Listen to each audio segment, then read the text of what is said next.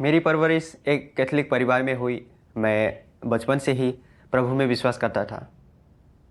बड़ा होने पर समझ आया कि कुछ विश्वासी सिर्फ रविवार को ही कलीसिया जाया करते थे, फिर भी अविश्वासियों की तरह नियमित रूप से धूम्रपान करते, शराब पीते और पार्टी करते थे। मुझे लगा वे प्रभु की अपेक्षाओं के अनुसार नहीं चल रहे हैं, वे पाप कर रहे हैं। मैं भी अक्सर पाप करता था। मैं झूठ बोलता, गुस्सा होता और ईर्ष्या करता। याजक के सामने पाप कबूल करने पर भी मैं पाप करने, उसे कबूल करने और फिर से पाप करने के कुचक्र से नहीं बच पाया। मैं पूरी तरह हताश था। तब मैंने कलीसिया छोड़ने का फैसला किया और पाप से बचने का मार्ग खोजने के लिए दूसरे संप्रदाय से जुड़ गया। बाद में काम के दौरान भाई राहुल से मिला, जो काफ़ी समय से ईसाई थे। उन्होंने कहा वे कई कलीसियाओं में गए पर फिर जाना बंद कर दिया, क्योंकि पादरियों के उपदेश अंतर्दृष्टि वाले नहीं होते थे। वे हमेशा भेद मांगा करते थे। उन्हें सिर्फ पैसों में दिलचस्पी थी।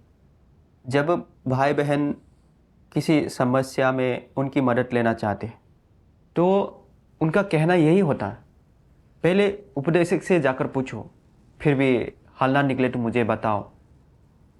मैं बहुत उलझन में पड़ गया। कलीसिया में ऐसी चीज़ें क्यों होती हैं? उसके बाद मैं 5 या 6 अन्य ईसाई कलीसियाओं में गया तो देखा कि वे बिल्कुल वैसे ही थे जैसे भाई राहुल ने बताया था। मुझे याद है, एक सेवा में कुछ विश्वासी शतरंज खेल रहे थे और दावत उड़ा रहे थे। मैंने देखा कलीसियाओं में पवित्र आत्मा का कार्य नहीं है। वे मुझे धार्मिक लोगों के लिए मनोरंजन की जगह जैसे ज़्यादा लगे। अब मैं कलीसिया नहीं जाना चाहता था। मुझे बाइबल की ये बात याद आई, एक दूसरे के साथ इकट्ठा होना ना छोड़ें, जैसे कि कितनों की रीति है, पर एक दूसरे को समझाते रहें और जियो जियो उस दिन को निकट आते देखो, त्यों त्यों और भी अधिक ये किया करो। मुझे बड़ी हताशा हुई। सभा के लिए मैं कहाँ जाऊँ? 1000 से अधिक ईसाई संप्रदाय हैं। ऐसी कलीसिया ढूंढना बेहद मुश्किल होगा जहाँ परमेश्वर का मार्गदर्शन और पवित्र आत्मा का कार्य हो। भाई राहुल भी नहीं जानते थे। अब कहाँ जाएं? हमने फैसला किया कि हम अपने समूह को छोड़कर अपना खाली समय बाइबल पढ़ने में बिताएंगे। हमने मिलकर बाइबल पढ़ी और अपनी समझ को साझा किया, एक दूसरे की मदद की। कई साल गुजर गए। हालांकि मैं हर दिन प्रार्थना करता और बाइबल पढ़ता था, पर इस बात ने मुझे बहुत परेशान कर दिया कि कुछ ऐसा होने पर जो मुझे पसंद नहीं था या मेरे हितों से समझौता होने पर मैं गुस्से पर काबू नहीं कर पाता था। कभी कभी भाई राहुल के साथ काम करते हुए अगर उन्होंने मुझे कुछ करने को कहा और मैंने उनकी बात नहीं समझी तो वे मुझसे कड़ाई से बात करते। तब मैं गुस्से से पागल हो जाता। मैं सोचता था ये तो साफ है कि उन्होंने अच्छे से नहीं बताया, पर वे मुझ पर चिल्ला रहे थे, मुझे बेवकूफ़ समझ रहे थे। मैं इसे नहीं स्वीकार सकता। मैं भी उन पर चिल्ला उठता। हम दोनों बुरी तरह उखड़ जाते और अपने गुस्से पर काबू नहीं कर पाते। आखिर में हम तमतमाते हुए निकल जाते। मैं उनकी बात सुनना या उन्हें समझाना नहीं चाहता था। फिर शांत होने के बाद हम अपनी गलतियों को स्वीकार कर एक दूसरे से माफ़ी मांगते। मुझे पता था मैं पाप से मुक्त नहीं हूँ, लगातार पाप करता हूँ, परमेश्वर के खिलाफ विद्रोह करता हूँ। मैंने परमेश्वर से प्रार्थना करके गुनाह कबूल किया।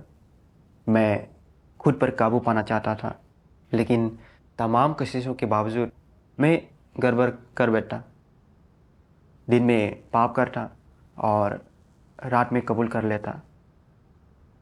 मेरी हालत दयनीय हो गई थी। इस कुचक्र में फंसकर खुद को दोषी माना। मैं अपने आप से बहुत निराश था। मैंने खुद से पूछा, मैं पाप करना क्यों नहीं छोड़ पाता? भाई राहुल और मैंने अनेक बार इस बारे में बात की। हमें पता था हम एक दूसरे की मदद नहीं कर सकते। हमारा दम्भ, अहंकार और खुदगर्जी बढ़ती जा रही थी, इसीलिए हम पवित्रता हासिल नहीं कर पाए। एक बार साथ मिलकर बाइबल पढ़ते हुए हमारी नज़र इन पदों पर पड़ी, पवित्र बनो क्योंकि मैं पवित्र हूँ। पवित्रता के बिना कोई प्रभु को कदापि ना देखेगा। इन पदों को पढ़कर हम सोच में पड़ गए। प्रभु ने बताया हमें पवित्र होना चाहिए, फिर भी हम पाप में जी रहे थे। हम पवित्रता कैसे हासिल करें? हमारे पास कोई मार्ग ही नहीं है। मैंने इस बारे में एक पादरी से पूछा। उन्होंने बताया, दैहिक सुख में जीते हुए हम कभी पवित्रता हासिल नहीं कर सकते, मगर प्रभु यीशु ने हमें पापों से छुटकारा दिलाया है। हमारे पाप पहले ही माफ़ कर दिए गए हैं। प्रभु हमें पापी नहीं मानता। जब वो बादल पर सवार होकर आएगा, हमें स्वर्ग के राज्य में ले जाएगा।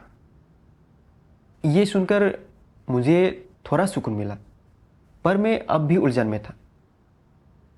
प्रभु पवित्र है, फिर भी हम लगातार पाप में जी रहे हैं।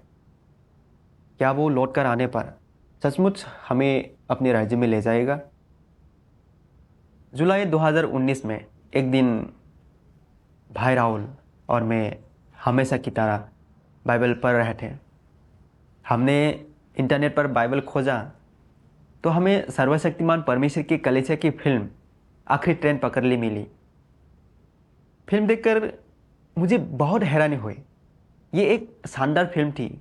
इसमें बताए गए सत्य बेहद प्रवर्तक थे, खासकर वो हिस्सा जहाँ एक बहन कहती है, प्रभु यीशु ने छुटकारे का कार्य किया, उसने लोगों के पापों को माफ़ किया, पर हमारी पापी प्रकृति दूर नहीं की। इसलिए हम पाप और परमेश्वर का विरोध करते हैं।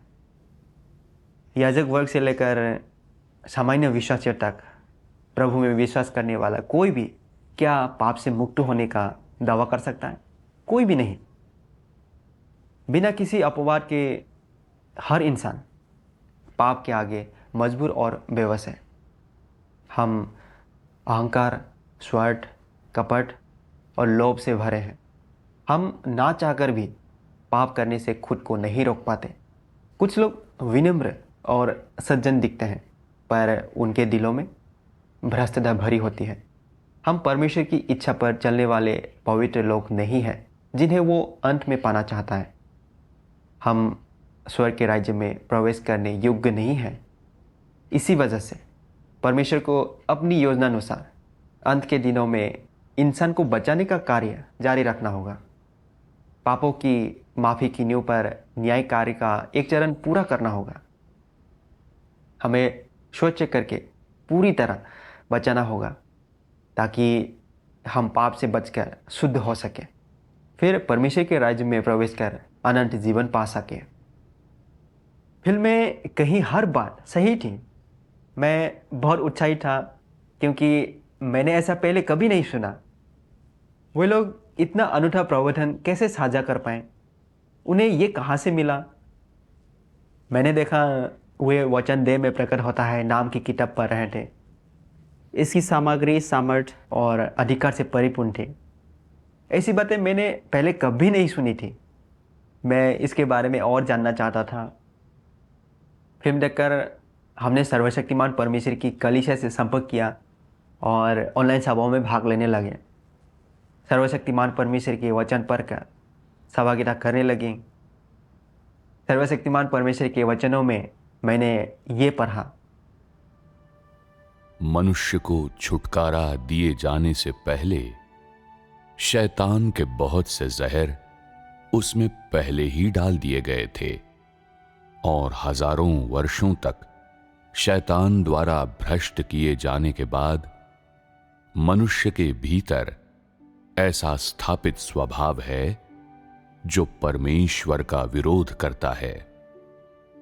इसलिए जब मनुष्य को छुटकारा दिलाया गया है तो ये छुटकारे के उस मामले से बढ़कर कुछ नहीं है जिसमें मनुष्य को एक ऊंची कीमत पर खरीदा गया है, किंतु उसके भीतर की विषैली प्रकृति समाप्त नहीं की गई है। मनुष्य को, जो कि इतना अशुद्ध है, परमेश्वर की सेवा करने के योग्य होने से पहले एक परिवर्तन से होकर गुजरना चाहिए। न्याय और ताड़ना के इस कार्य के माध्यम से मनुष्य अपने भीतर के गंदे और भ्रष्ट सार को पूरी तरह से जान जाएगा और वो पूरी तरह से बदलने और स्वच्छ होने में समर्थ हो जाएगा। केवल इसी तरीके से मनुष्य परमेश्वर के सिंहासन के सामने वापस लौटने के योग्य हो सकता है।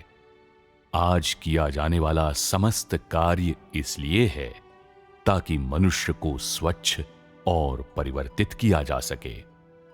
वचन के द्वारा न्याय और ताड़ना के माध्यम से और साथ ही शुद्धिकरण के माध्यम से भी मनुष्य अपनी भ्रष्टता दूर कर सकता है और शुद्ध बनाया जा सकता है।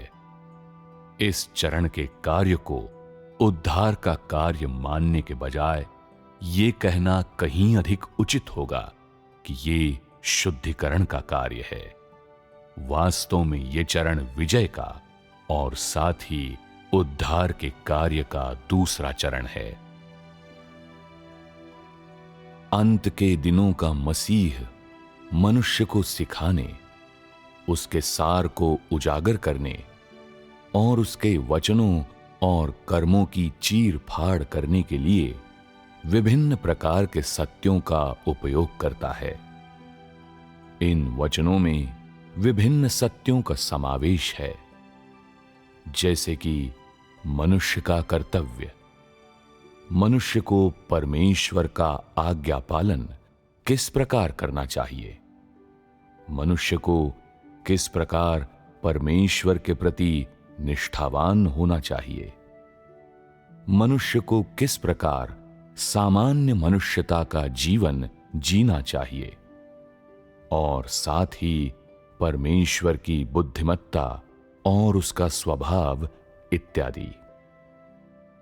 ये सभी वचन मनुष्य के सार और उसके भ्रष्ट स्वभाव पर निर्देशित हैं। खास तौर पर वे वचन जो ये उजागर करते हैं कि मनुष्य किस प्रकार परमेश्वर का तिरस्कार करता है। इस संबंध में बोले गए हैं कि किस प्रकार मनुष्य शैतान का मूर्त रूप और परमेश्वर के विरुद्ध शत्रुबल है। अपने न्याय का कार्य करने में परमेश्वर केवल कुछ वचनों के माध्यम से मनुष्य की प्रकृति को स्पष्ट नहीं करता, बल्कि वो लंबे समय तक उसे उजागर करता है, उससे निपटता है और उसकी काट छांट करता है। उजागर करने, निपटने और काट छांट करने की इन तमाम विधियों को साधारण वचनों से नहीं, बल्कि उस सत्य से प्रतिस्थापित किया जा सकता है जिसका मनुष्य में सर्वथा अभाव है। केवल इस तरह की विधियां ही न्याय कही जा सकती हैं। केवल इस तरह के न्याय द्वारा ही मनुष्य को वशीभूत और परमेश्वर के प्रति पूरी तरह से आश्वस्त किया जा सकता है। और इतना ही नहीं, बल्कि मनुष्य परमेश्वर का सच्चा ज्ञान भी प्राप्त कर सकता है। न्याय का कार्य मनुष्य में परमेश्वर के असली चेहरे की समझ पैदा करने और उसकी स्वयं की विद्रोहशीलता का सत्य उसके सामने लाने का काम करता है। न्याय का कार्य मनुष्य को परमेश्वर की इच्छा, परमेश्वर के कार्य के उद्देश्य और उन रहस्यों की अधिक समझ प्राप्त कराता है जो उसकी समझ से परे हैं। ये मनुष्य को अपने भ्रष्ट सार तथा अपनी भ्रष्टता की जड़ों को जानने पहचानने और साथ ही अपनी कुरूपता को खोजने का अवसर देता है। ये सभी परिणाम न्याय के कार्य द्वारा लाए जाते हैं, क्योंकि इस कार्य का सार वास्तव में उन सभी के लिए परमेश्वर के सत्य मार्ग और जीवन का मार्ग प्रशस्त करने का कार्य है, जिनका उस पर विश्वास है। ये कार्य परमेश्वर के द्वारा किया जाने वाला न्याय का कार्य है।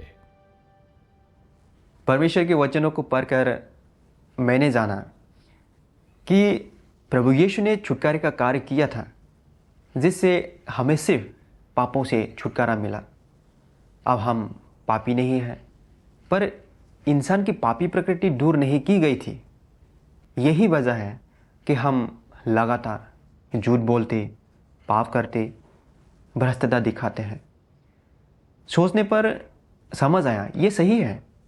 जब भी मैं गुस्सा होता, बाद में पछतावा होता, जब भी कुछ ऐसा होता जो मुझे पसंद नहीं, मैं अपना आपा खो बैठता, तब समझ आया अपनी पापी प्रकृति दूर नहीं की तो कभी पाप से मुक्त नहीं हो पाऊंगा।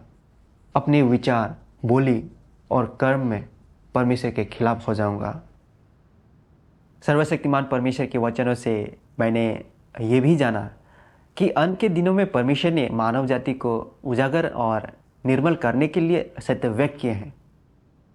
परमेश्वर के न्याय कार्य को जानने की उत्सुकता में मैंने सर्वशक्तिमान परमेश्वर के और भी वचन पर हैं और जाना कि उसने मानव जाति की पापी प्रकृति के बारे में सब कुछ बताया है।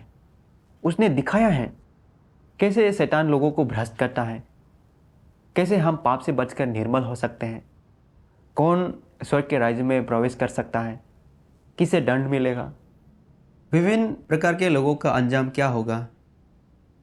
मानव जाति का न्याय करके उसे उजागर करने वाले वचनों में परमेश्वर का प्रेम और उद्धार दिखता है। वे चाहे कितनी भी कठोर लगे, ऐसा इसलिए है कि हम सत्य समझ सकें, इस सच को जान सकें कि कैसे शैतान ने हमें भ्रष्ट किया है, खुद से नफरत करें, फिर पश्चाताप करके बदल सकें। इन सारी बातों को जानकर मुझे बहुत खुशी हुई। मैं सर्वशक्तिमान परमेश्वर के और भी वचनों के लिए तरसने लगा। सभाओं में हिस्सा लेने और भाई बहनों के साथ परमेश्वर के वचनों पर सहभागिता करने में भी बेहद खुशी मिलती। मुझे परमेश्वर के वचनों के न्याय और ताड़ना का अनुभव होने उम्मीद थी, ताकि अपनी पापी प्रकृति दूर कर सकूं। फिर मुझे नए सदस्यों की कलीसिया का अगुआ चुन लिया गया। एक बार एक बहन ने अपने काम में आने वाली समस्याओं को दूर करने में मेरी मदद मांगी। मैंने कुछ सलाह दी कि उसे क्या करना चाहिए। उसने और दूसरी बहन ने मेरी सलाह मानकर उसके अनुसार काम किया। फिर एक अगुआ ने हमें बुलाया। दोनों बहनों ने मेरे विचार साझा करने के लिए कहा। मेरे समझाने के बाद अगुआ ने कुछ नहीं कहा, बस पढ़ने के लिए एक दस्तावेज़ दिया, फिर बताया हमें क्या करना है। मैं थोड़ा नाराज़ था। मुझे लगा शायद उसने मेरी बात को समझा नहीं था। मैंने पहले ही दोनों बहनों को बता दिया था हमें क्या करना है, कर्तव्य कैसे निभाना चाहिए। इस बारे में काफ़ी सोच विचार भी किया था। क्या मेरी सारी मेहनत बेकार थी? मैंने बेसब्र होकर अगुआ से कहा, क्या आपने मेरी बात समझी? हम पहले ही इस पर सहमत थे, हमारी एक आपसी समझ थी। अगुआ ने बताया, तुम्हारा दिया गया सुझाव ठीक है, पर यह बहुत कारगर नहीं होगा। फिर उन्होंने हमें उस काम को करने का एक तेज और आसान तरीका बताया। मुझे वाकई लगा उनका हल बेहतर है, पर कोई खुशी नहीं हुई। मैं सोच रहा था, जिस नतीजे पर पहुंचने में मैंने इतना समय लगाया, उसका इस्तेमाल ना होने पर दोनों बहनें मेरे बारे में क्या सोचेंगी? क्या उन्हें लगेगा मैं बिल्कुल बेकार था, छोटा सा काम भी नहीं कर पाया? ये बहुत शर्मनाक होगा। इस बारे में जितना सोचा उतना ही बुरा लगा। बाद में अगुआ ने मुझे दोनों बहनों के साथ काम करने को कहा। मैं ये बिल्कुल नहीं करना चाहता था। मैंने ठीक से बात भी नहीं की। बाद में मैंने वो काम पूरा किया, पर इस पूरी प्रक्रिया में अपनी भ्रष्टता दिखाई, जिससे मैं परेशान हो गया, खुद को दोषी माना। उसके बाद मन ही मन सोचा, अगुआ जिम्मेदारी लेकर कुछ अच्छे सुझाव दे रही थी ताकि हमारी कार्य कुशलता बेहतर की जा सके। ये परमेश्वर के घर के कार्य के लिए अच्छा था। मैं इसे स्वीकार नहीं कर पाया और नाराज़ भी हो गया। मैंने खुद से पूछा, मैं उपयुक्त राय को स्वीकार क्यों नहीं कर पाया? तो मेरा गुस्सा और भी बढ़ गया। मुझे इसकी जड़ का पता लगाना था ताकि जल्द से जल्द इन हालात से निकल सकूं। उसी शाम मैंने कलीसिया की वेबसाइट पर परमेश्वर के वचनों में गुस्से से जुड़े अंश ढूंढे, तो मुझे ये अंश मिला। एक बार जब मनुष्य को हैसियत मिल जाती है तो उसे अक्सर अपनी मन स्थिति पर नियंत्रण पाने में कठिनाई महसूस होगी, और इसलिए वो अपना असंतोष व्यक्त करने और अपनी भावनाएं प्रकट करने के लिए अवसरों का इस्तेमाल करने में आनंद लेता है। वो अक्सर बिना किसी प्रत्यक्ष कारण के क्रोध से अगबबुला हो जाता है ताकि वो अपनी योग्यता दिखा सकें और दूसरे जान सकें कि उसकी हैसियत और पहचान साधारण लोगों से अलग है। निस्संदेह बिना किसी हैसियत वाले भ्रष्ट लोग भी अक्सर नियंत्रण खो देते हैं। उनका क्रोध अक्सर उनके निजी हितों को नुकसान पहुंचने के कारण होता है। अपनी हैसियत और प्रतिष्ठा की रक्षा करने के लिए भ्रष्ट मनुष्य बार बार अपनी भावनाएं जाहिर करता है और अपना अहंकारी स्वभाव दिखाता है। मनुष्य पाप के अस्तित्व का बचाव और समर्थन करने के लिए क्रोध से आग बबूला हो जाता है, अपनी भावनाएं जाहिर करता है, और इन्हीं तरीकों से मनुष्य अपना असंतोष व्यक्त करता है। वे अशुद्धताओं, कुचक्रों और साजिशों से मनुष्य की भ्रष्टता और बुराई से और अन्य किसी भी चीज़ से बढ़कर मनुष्य की निरंकुश महत्वाकांक्षाओं और इच्छाओं से लबालब भरे हैं। परमेश्वर के वचन पढ़कर मैंने जाना, इंसान के गुस्से से भड़कने के पीछे एक वजह है। जब भी हमारे हितों या इज्जत पर खतरा होता है, हम असंतोष जाहिर करते हैं, गुस्सा दिखाते हैं, इंसानी समझ से काम नहीं लेते, हम शैतानी स्वभाव और नकारात्मक चीज़ें दिखाते हैं। परमेश्वर के वचनों की रोशनी में आत्मचिंतन करने पर मैंने जाना कि मेरे सुझाव ठुकराए जाने पर मैं प्रतिरोधी बन गया। मुझे पता था अगुआ का सुझाव मेरे सुझाव से बेहतर है, ये तेज और आसान होगा। फिर भी मुझे गुस्सा आया, चिंता हुई कि इससे दूसरों को लगेगा मैं बिल्कुल बेकार हूँ।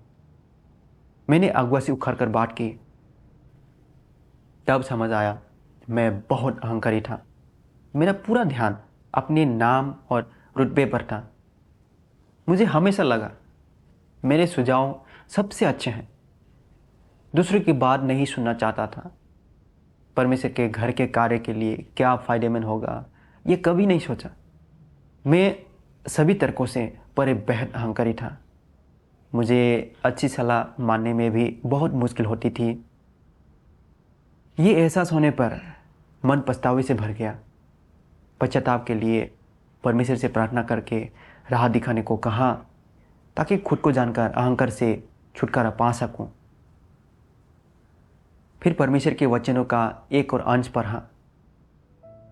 अहंकार मनुष्य के भ्रष्ट स्वभाव की जड़ है। लोग जितने ही ज़्यादा अहंकारी होते हैं, उतनी ही अधिक संभावना होती है कि वे परमेश्वर का प्रतिरोध करेंगे। ये समस्या कितनी गंभीर है। अहंकारी स्वभाव के लोग न केवल बाकी सभी को अपने से नीचा मानते हैं, बल्कि सबसे बुरा यह है कि वे परमेश्वर को भी हेय दृष्टि से देखते हैं। भले ही कुछ लोग बाहरी तौर पर परमेश्वर में विश्वास करते और उसका अनुसरण करते दिखाई दे, तब भी वे उसे परमेश्वर कतई नहीं मानते। उन्हें हमेशा लगता है कि उनके पास सत्य है और वे अपने बारे में बहुत ऊंचा सोचते हैं। यही अहंकारी स्वभाव का सार और जड़ है और इसका स्रोत शैतान में है। इसलिए अहंकार की समस्या का समाधान अनिवार्य है। ये भावना कि मैं दूसरों से बेहतर हूँ एक तुच्छ मसला है। महत्वपूर्ण बात यह है कि एक व्यक्ति का अहंकारी स्वभाव उसको परमेश्वर के प्रति, उसके विधान और उसकी व्यवस्था के प्रति समर्पण करने से रोकता है। इस तरह का व्यक्ति हमेशा दूसरों पर सत्ता स्थापित करने की खातिर परमेश्वर से होर करने की ओर प्रवृत्त होता है।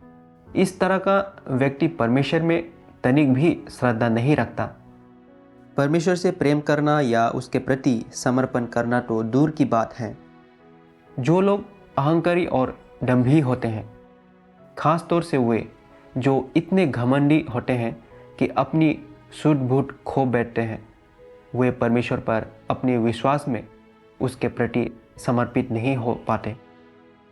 यहाँ तक कि बढ़ बढ़ कर खुद के लिए गवाही देते हैं। ऐसे लोग परमेश्वर का सबसे अधिक विरोध करते हैं।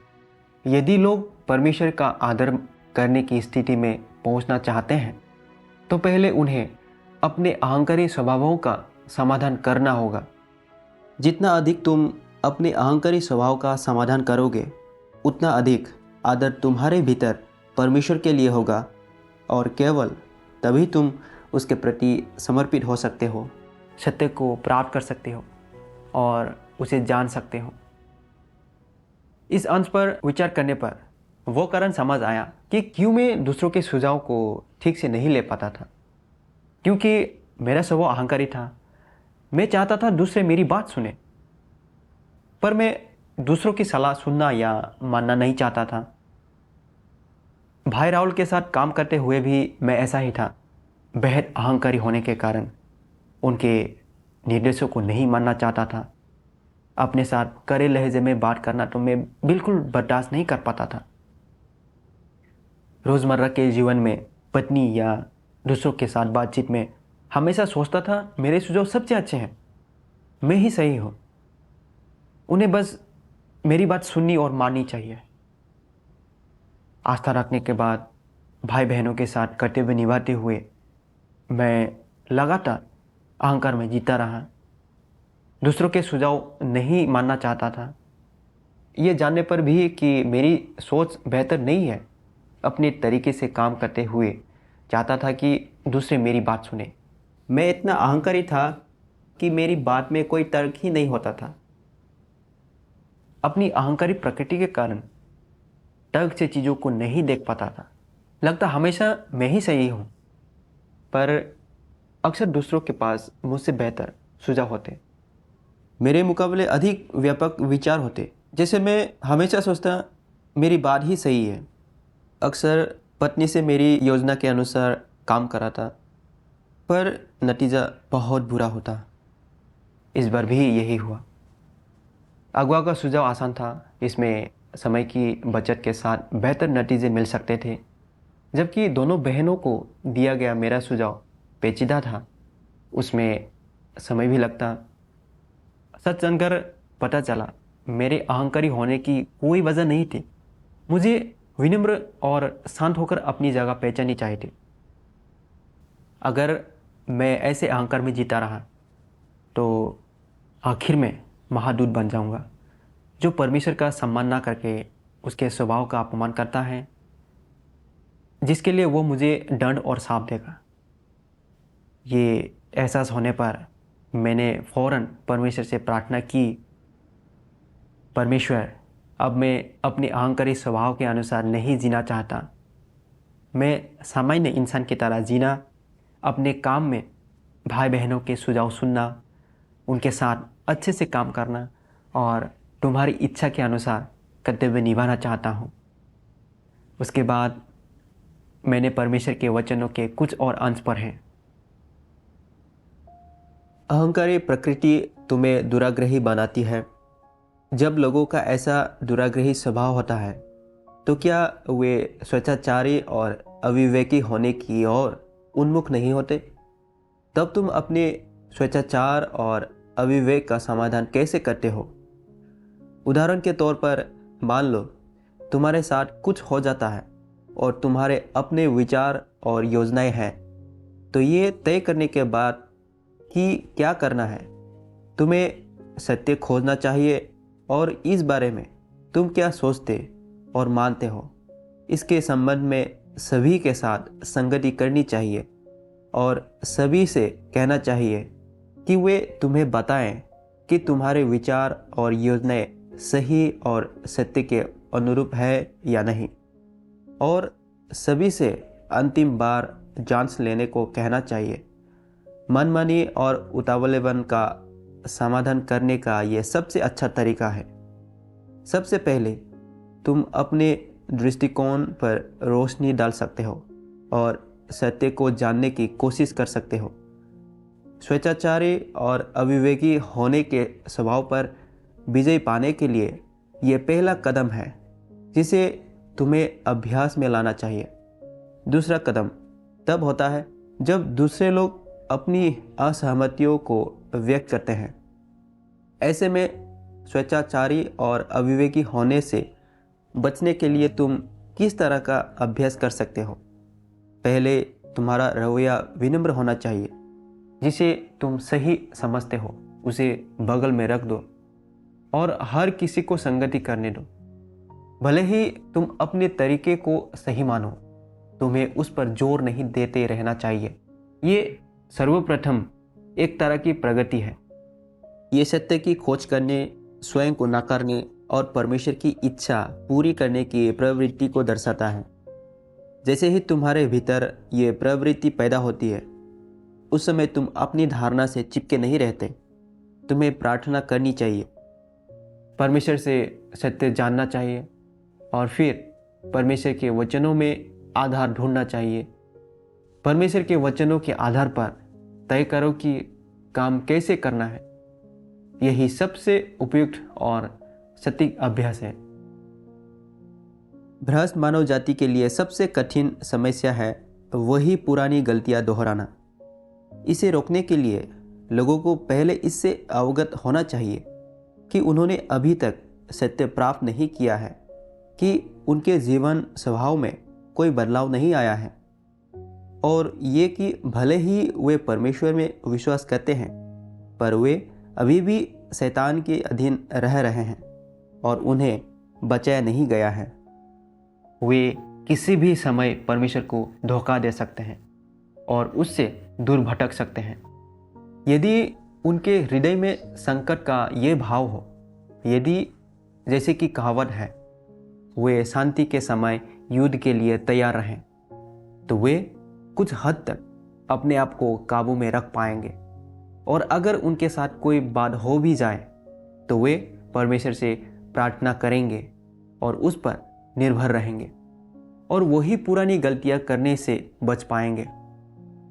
यदि लोगों में आत्म जागरूकता की कमी है और वे नहीं जानते कि उनकी शैतानी प्रकृति अभी भी उनमें गहरे जरे जमाए हुए हैं, तो वे अब भी परमेश्वर को धोखा देने के जोखिम में हैं और उनके नरक जाने की संभावना निरंतर बनी हुई है।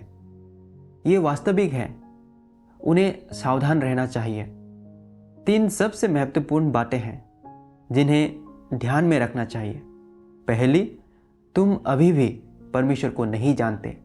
दूसरी, तुम्हारे स्वभाव में कोई बदलाव नहीं आया है। और तीसरी, तुम्हें अभी भी मनुष्य की सच्ची छवि को जीना है। ये तीनों चीज़ें तथ्यों के अनुरूप हैं, ये वास्तविक हैं और तुम्हें इनके बारे में स्पष्ट होना चाहिए। तुम्हें आत्म जागरूक होना चाहिए। यदि तुम्हारे पास इस समस्या को ठीक करने का संकल्प है तो तुम्हें अपना नीति वाक्य चुनना चाहिए। उदाहरण के लिए, मैं शैतान हूँ, या मैं अक्सर पुराने दर्रे पर चल पड़ता हूँ, या मैं हमेशा खतरे में हूँ, या मैं ज़मीन पर पड़ा गोबर हूँ। इनमें से कोई भी तुम्हारा व्यक्तिगत नीति वाक्य बनने के लिए उपयुक्त है, और यदि तुम हर समय इसे याद करोगे तो ये तुम्हारी मदद करेगा। इसे मन में दोहराते रहो, इस पर चिंतन करो और तुम गलतियां करने से रुकने या कम गलतियां करने में सक्षम हो सकते हो।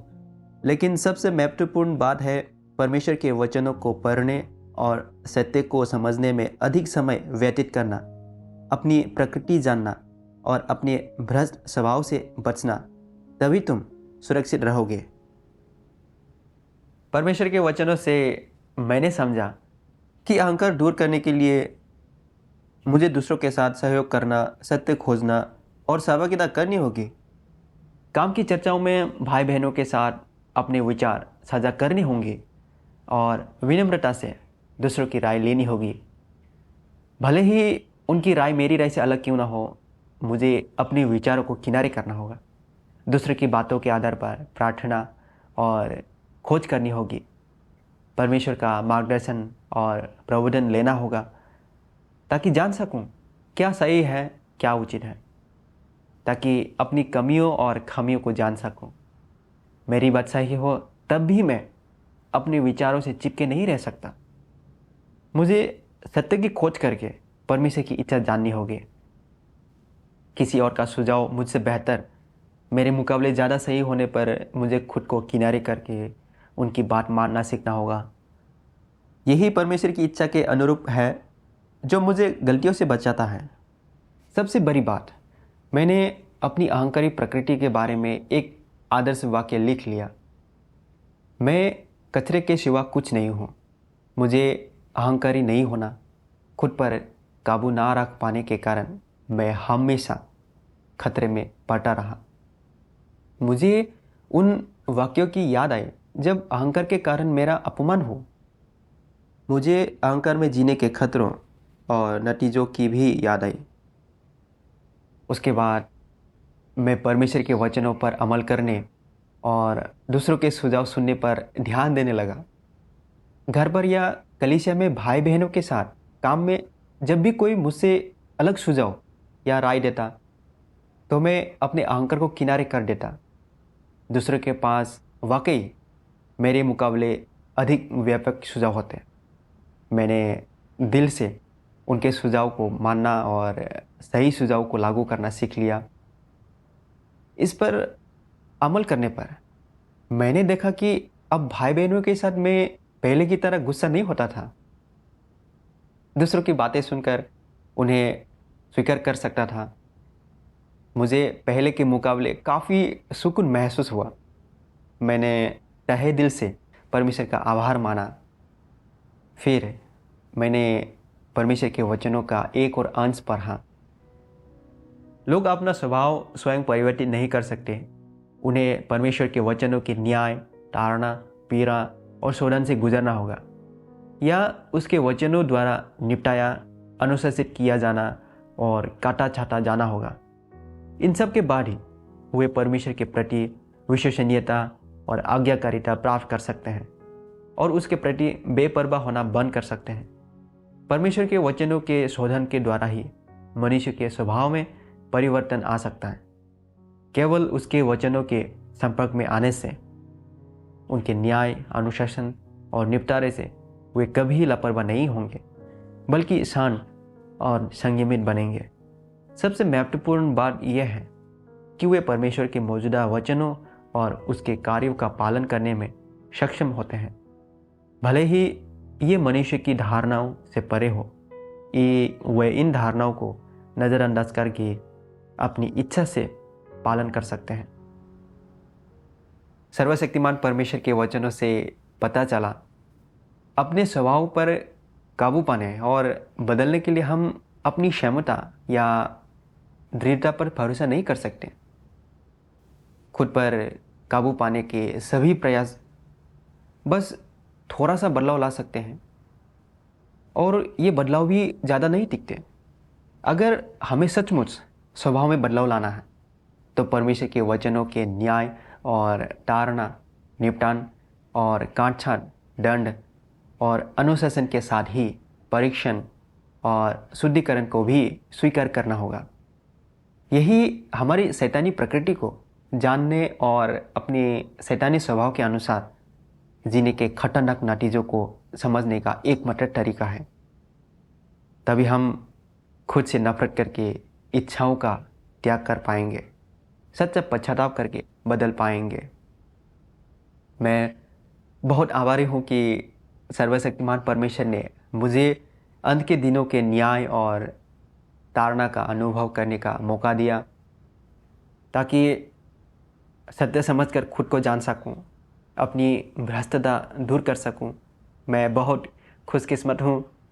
अब मैं उतना हताश और परेशान नहीं महसूस करता, क्योंकि सर्वशक्तिमान परमेश्वर के वचनों से हमारे पाप की जड़ और हमारे भ्रष्ट स्वभाव के कई रूपों का खुलासा हो गया है। उसने पाप को मिटाने और जीवन स्वभाव में बदलाव लाने का मार्ग भी दिया है। ये वचन प्रचुर और समृद्ध है, हमारी हर ज़रूरत को पूरा करते हैं। ये हमारे सभी सवालों और परेशानियों का जवाब देते हैं। अगर हम दिल से परमेश्वर के वचन पढ़कर उसे स्वीकारें तो अपनी भ्रष्टता और विद्रोह की वजह समझ सकते हैं, अपनी भ्रष्ट स्वभाव को दूर करने का मार्ग ढूंढ सकते हैं। सर्वशक्तिमान परमेश्वर का धन्यवाद।